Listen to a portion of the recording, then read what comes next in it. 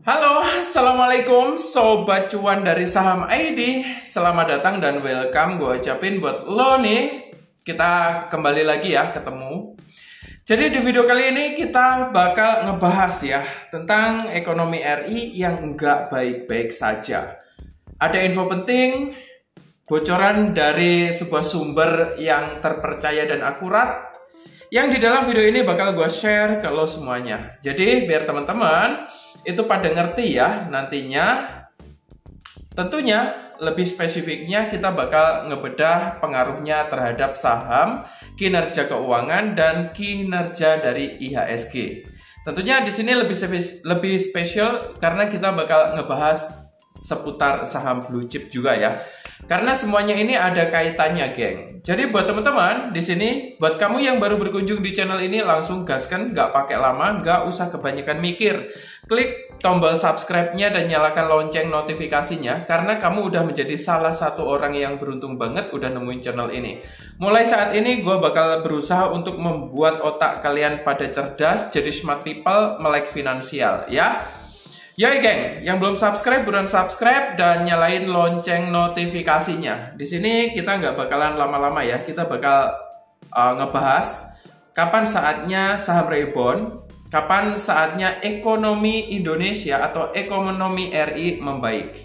Simak dan stay tune, faktor-faktor yang mempengaruhinya udah gua ringkas ya di dalam video ini secara singkat. Mudah-mudahan kalian paham dan kalian tahu saham-saham yang memiliki kinerja bagus. Jadi kita semuanya bakal bisa mendapatkan profit gitu loh. Yo, simak dan stay tune, kita mulai analisa dan prediksinya sekarang. Yo, let's go.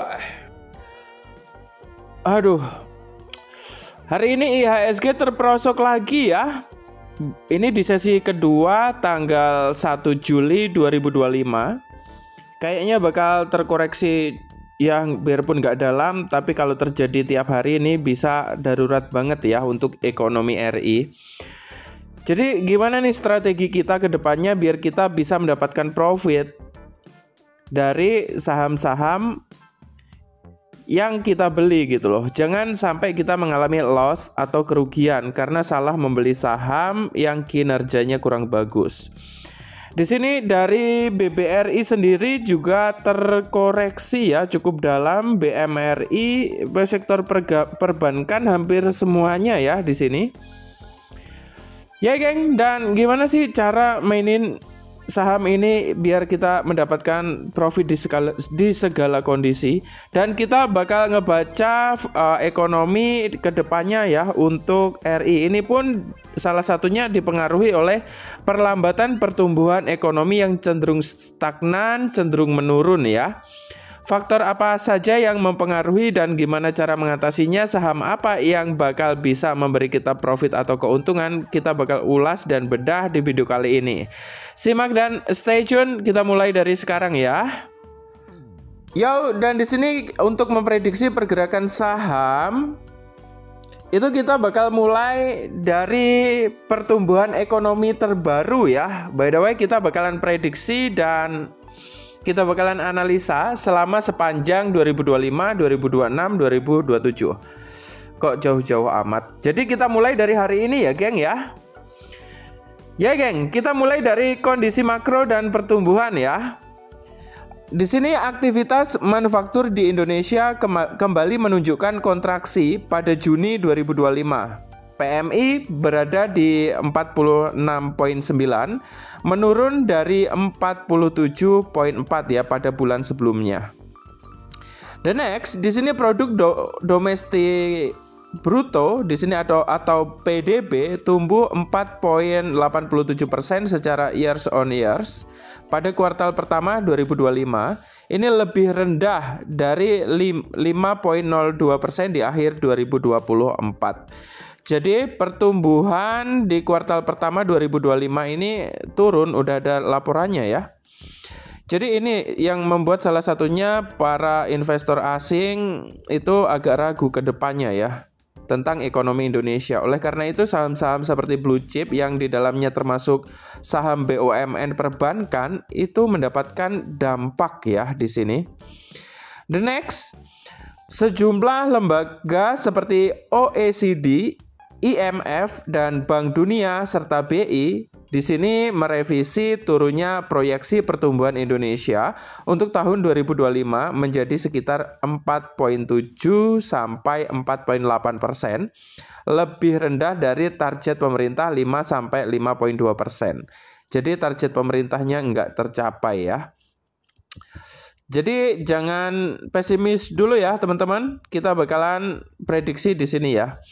Kesimpulannya, pertumbuhan ekonomi melambat dan menunjukkan tanda-tanda melandai. Ya, next di sini kita bakal prediksi dan melihat dari inflasi dan harga. Inflasi tahunan pada Juni tercatat 1,87%, itu masih aman. Dalam target BI 1,5 sampai 3,5%.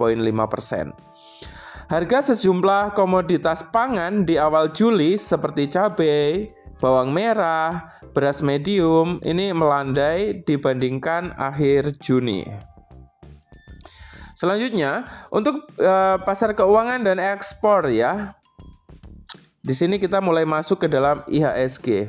Untuk IHSG itu melemah tipis di pembukaan 1 Juli hari ini ya. Lalu pulih dan menguat di sesi pagi, lalu turun lagi seperti yang kita lihat tadi. Jadi pergerakan IHSG juga belum stabil ya, belum menunjukkan tanda-tanda surplus. Mungkin naik tipis tapi turunnya keterlaluan. Dan di sini mengindikasikan volatilitas ringan, tetapi ini sentimen positif tetap ada. Jadi buat teman-teman harap untuk jangan pesimis terlebih dahulu tentang ekonomi Indonesia. Di sini kita bakal analisa lebih mendalam. Untuk ekspor pada Mei meningkat kuat, surplus 9,7% secara years on years. Surplus neraca perdagangan mencapai 4,3 miliar US dollar Amerika.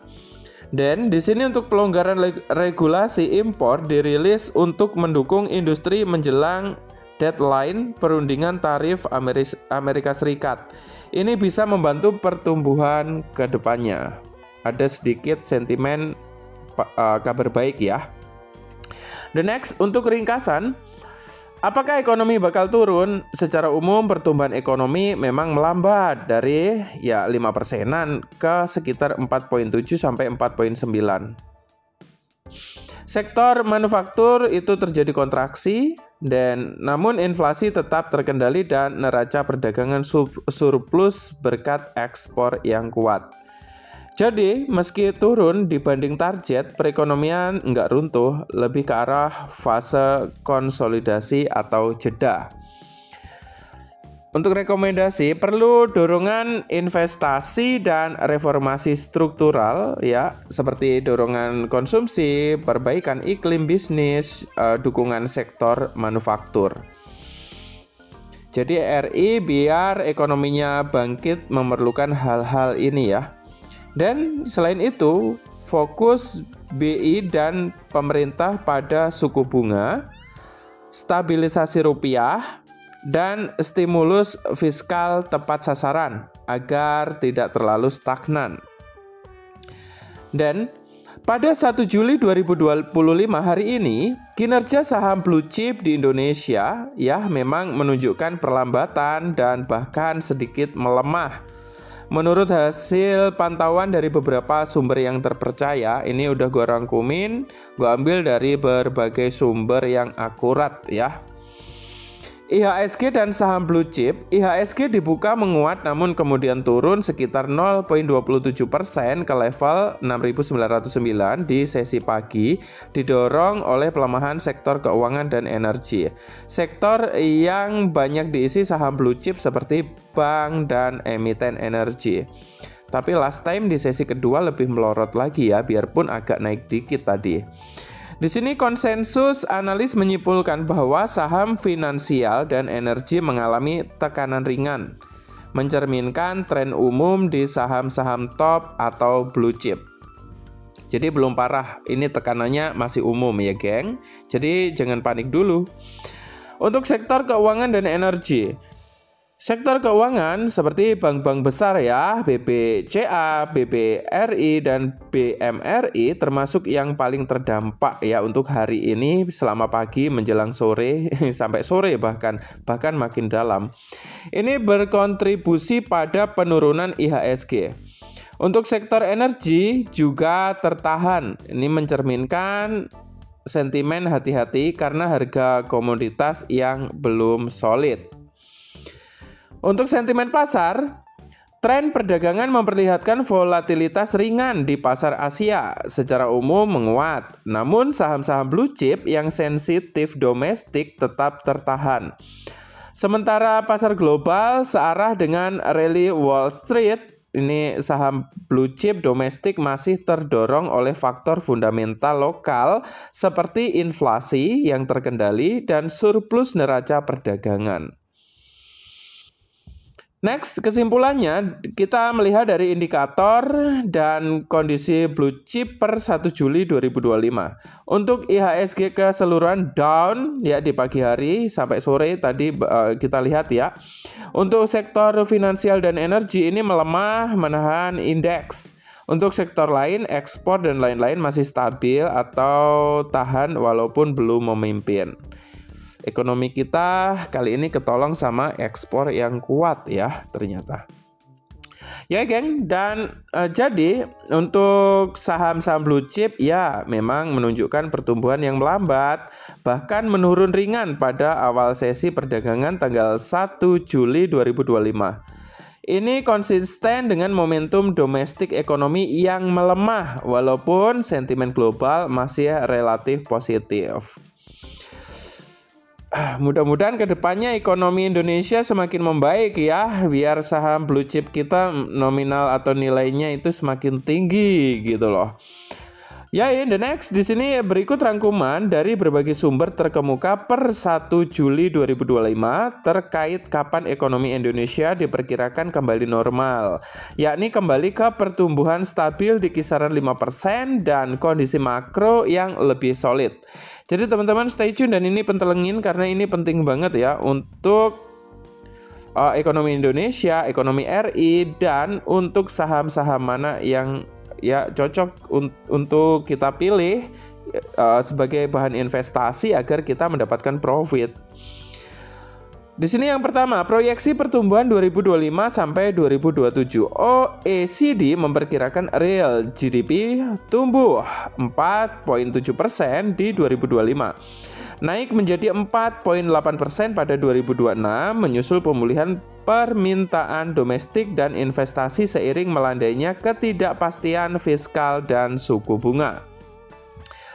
Bank Dunia melihat momentum pertumbuhan sekitar 4,8% sampai 4,9% dari 2025 hingga 2027 dengan potensi naik ke 5,5% jika reformasi struktural terlaksana. Untuk Fitch Rating dan IMF menurunkan proyeksi 2025 menjadi sekitar 4,7% sampai 4,9% dengan catatan rebound permintaan di paruh kedua tahun berjalan. Yang kedua, di sini ada waktu normalisasi ekonomi ya. Paruh kedua 2025, OECD menyatakan permintaan domestik bakal kembali menggeliat pada semester 2 2025. Bank Indonesia dan lembaga lain memperkirakan teknologi moneter yang akomodatif dan BI rate tetap rendah mulai menstimulusasi konsumsi investasi lebih kuat di sisa tahun. Di 2026, pertumbuhan diharapkan kembali stabil di kisaran 4,8% hingga 5% mendekati target normal sebelum pandemi. Jika reformasi implementatif, khususnya memperbaiki regulasi iklim bisnis, produktivitas, ini terjadi ada potensi mencapai 5% ke atas ya untuk pertumbuhan sendiri. Risiko yang perlu diwaspadai, ketegangan global seperti tarif, perlambatan China, dan nilai komoditas. Ini masih bisa menekan ekspor dan investasi awal 2025. Kebijakan fiskal dan politik domestik yang belum stabil dapat memperlambat pemulihan sebagaimana ditekankan oleh BI dan lembaga internasional lainnya ya, geng. Kesimpulannya, ekonomi bakal normal. Diperkirakan pulih di paruh kedua 2025 dengan kondisi bertahap lebih solid. Seperti konsumsi, investasi itu bakal merangkak naik, inflasi stabil, dan ekspor mulai pulih. Tahun 2026 ini menjadi momen penting ya, di mana pertumbuhan 4,8 sampai 5% ini dianggap sebagai kembalinya standar performa ekonomi pra-pandemi atau tingkat normal dari sisi makro. Jika reformasi berhasil, seperti iklim investasi, produktivitas, dan sektor manufaktur, ini bahkan ada potensi lonjakan ya, pertumbuhan ke arah 5% ke atas pada 2026.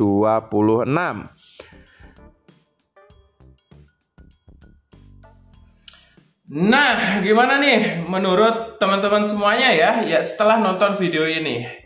Kemungkinan besar kalian udah pada paham dan pada ngerti apa penyebab tentang pertumbuhan ekonomi Indonesia yang belum mencapai target. Bukan gagal, tapi belum mencapai target ya. Ya, geng. Dan di sini apabila teman-teman mempunyai perkiraan ataupun analisa gitu loh, kalian bisa langsung aja komentar di kolom komentar ya. The next video bakal kita bedah lagi lebih spesifik. Jadi buat teman-teman yang memiliki request juga tentang saham apa nih yang pengen diprediksi dan pengen dianalisa di video berikutnya, nanti lo bisa langsung aja komentar di kolom komentar ya. The next video request terbanyak bakal kita bedah bareng-bareng. Ya, gue ingetin sekali lagi buat kamu yang baru berkunjung di channel ini, wajib subscribe. Karena apa? Karena gue bakal jadiin otakmu jadi smart people. Lo bakal melek finansial ya. Kerja mulu kapan kayanya bosku? Nah, orang pintar, buatlah uang kita bekerja untuk kita. Jangan kita yang terus-terusan kerja ya. Capek jadi orang miskin. Jadi by the way, langsung cocol subscribe-nya. Karena di channel ini kita bakal buka-bukaan bedah tentang seputar ekonomi, finansial, tentang persahaman. The next mungkin kita bakal bahas Bitcoin, BTC, ataupun produk dari cryptocurrency. Ya geng, semoga video ini bermanfaat buat lo semuanya. Don't forget to view me the next video. Jangan lupa subscribe, share, dan komentar ya. Bye-bye. See you next time and good luck.